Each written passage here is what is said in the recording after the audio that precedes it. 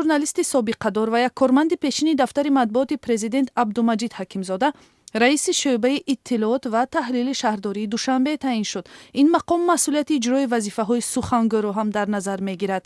дар як суҳбати мухтасари телефонӣ бо радиои Озодӣ Абдумаҷид Ҳакимзода гуфт ки рӯзи 23 январ ӯро аз мақоми раиси телевизиони давлатии Ҷаҳоннамо озод карда ба вазифаи раиси шӯъбаи иттилоот ва таҳлили шаҳрдории Душанбе таъин карданд.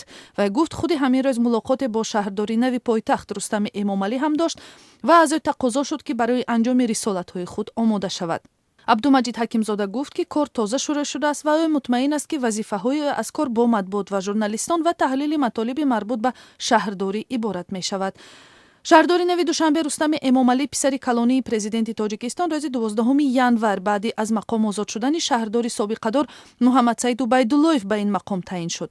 баробар бо Рустами Эмомалӣ муовинони раиси шаҳри Душанбе ҳам нав шуда ба ин мақомҳо Маҳмадсаид Зувайдзода, Мавсума Муинӣ, Бахтиёр Назирматзода, Қурбон Саидзода ва Фаррух Ҷумъазода таъин шуданд. инчунин ба мақоми сардори раёсати фарҳанги пойтахт Обид Назарзода собиқ муовини вазири фарҳанги Тоҷикистон таъин шуд.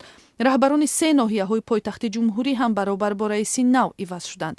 яке аз нахустин тасмимҳои Рустами Эмомалӣ дар мақоми раиси шаҳри Душанбе таъини Сӯҳроб Рауфов ба мақоми раиси телевизиони пойтахт буд ки аз рӯи баъзе гузоришҳо қарор аст ба як телевизиони сартосарӣ дар ҷумҳурӣ табдил шавад.